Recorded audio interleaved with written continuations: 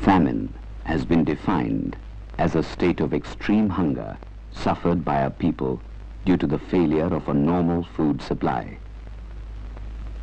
This description was true under primitive and medieval conditions of economic life. Modern means of food production, transport, and communication have changed the meaning of famine. During a famine today, food may be available at all times in the market, but the prices are so high that poor people cannot buy it. The other name for famine today is scarcity. It is a man-made problem of exploitation, poverty, and chronic hunger.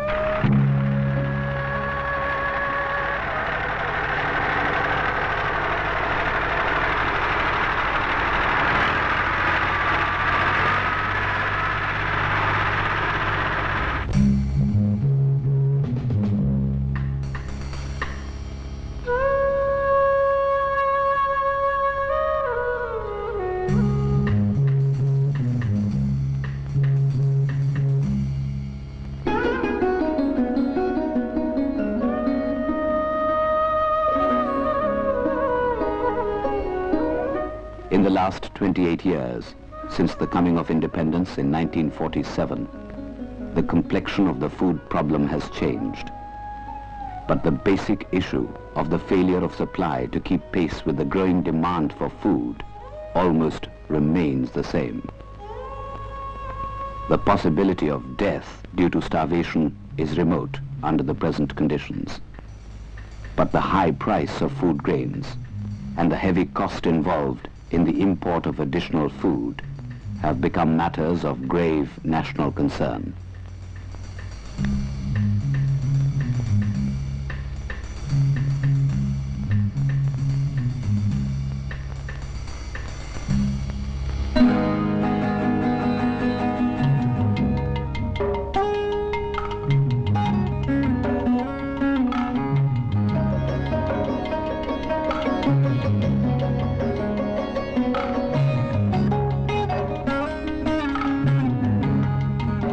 Since independence, population has nearly doubled in India. But since independence, food production has also more than doubled in the country. The makers of the Green Revolution have worked a miracle in the production of food grains. It is an achievement never witnessed before in the history of the world. It is said that India produces more than 100 million tons of food grains every year. It is also said that if land reforms are carried out in full measure, if the actual tiller owns the land that he tills, if scientific ways become available to the humblest farmer, yes, it has been said, if this can happen, food production can increase further and faster.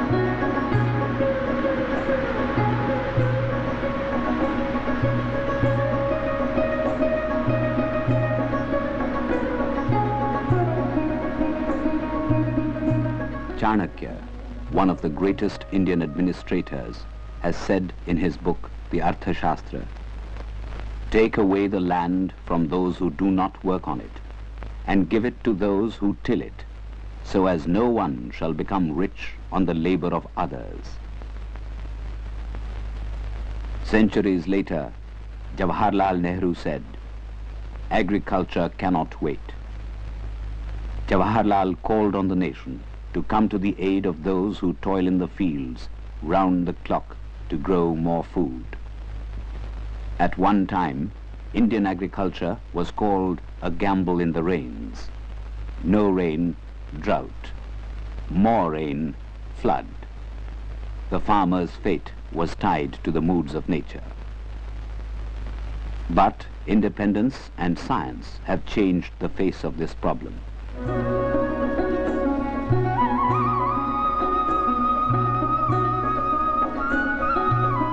Wayward waters now tamed and turned into canals, to distant fields, to the desert. With water, green fields.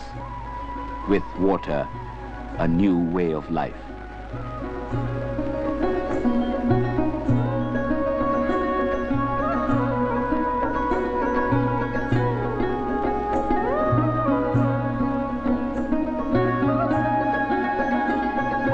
Every year, the government is investing more and more of public money in the development of agriculture. In the fourth five-year plan itself, the government has spent almost 3,521 crores of rupees on irrigation alone. As a result, as we said, we are producing more than 100 million tons of food grains every year.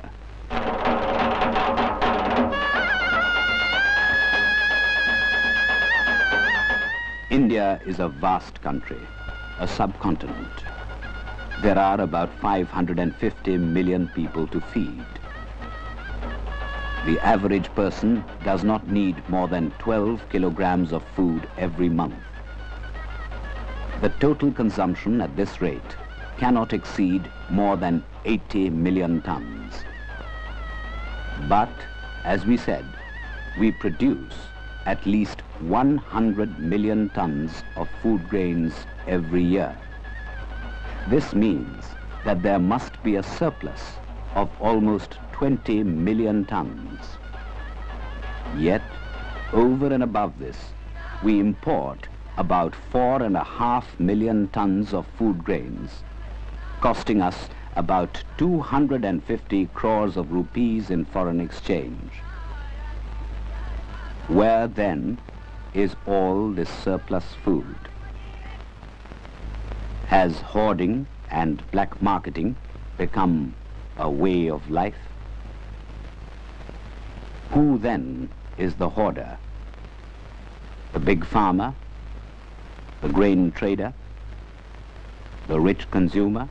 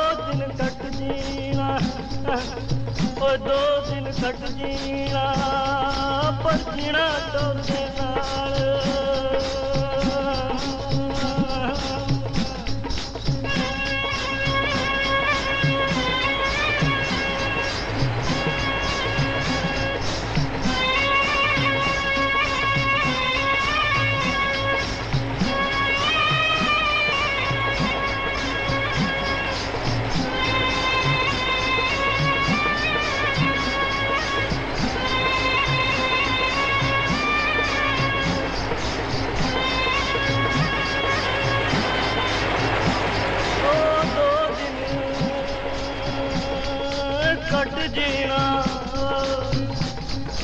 दो दिन कट जीना जटा ओ पर जीना तौर दे नाल जीना तौर दे नाल दो दिन कट जीना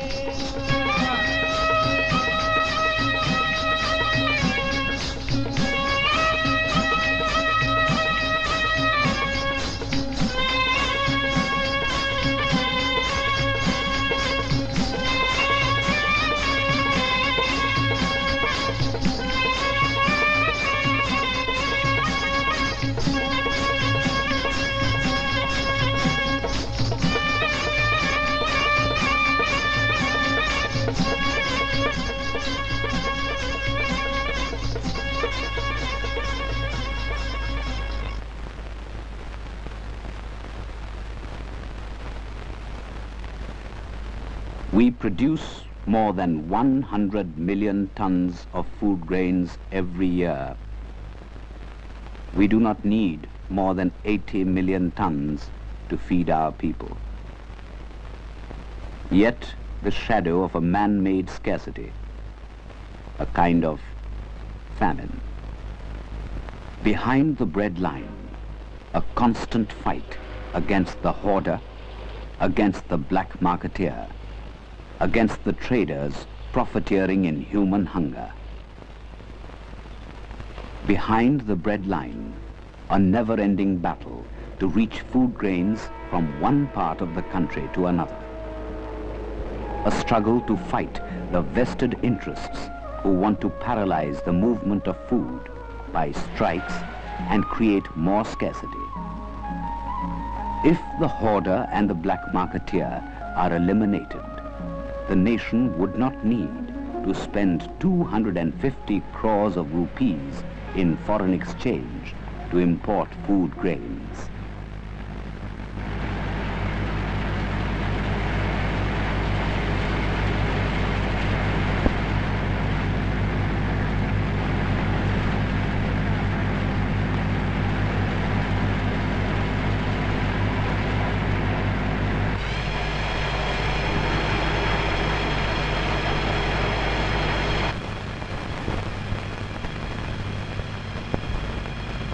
If the hoarder and the black-marketeer are eliminated, the nation will save money to import fertilizers to increase the production of food.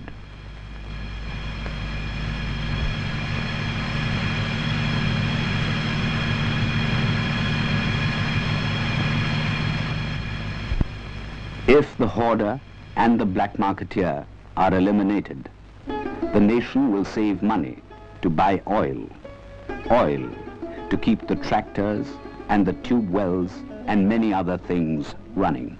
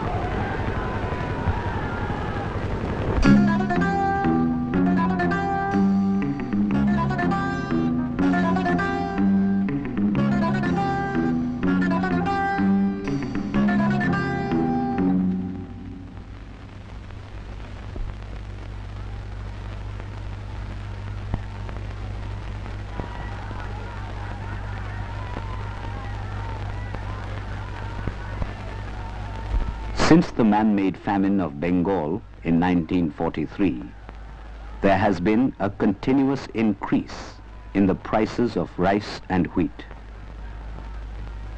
Till a few years ago, a poor man could survive on coarse grains like bajra or maize. But today, the coarse grains are as expensive as rice or wheat.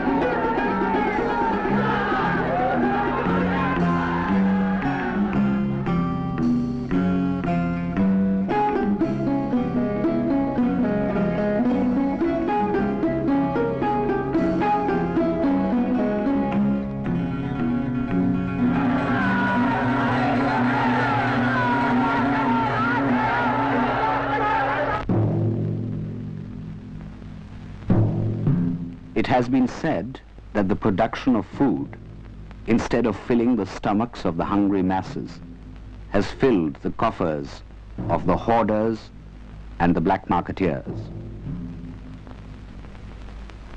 There may be no grain available in the ration shops, but grains are always available in the black market.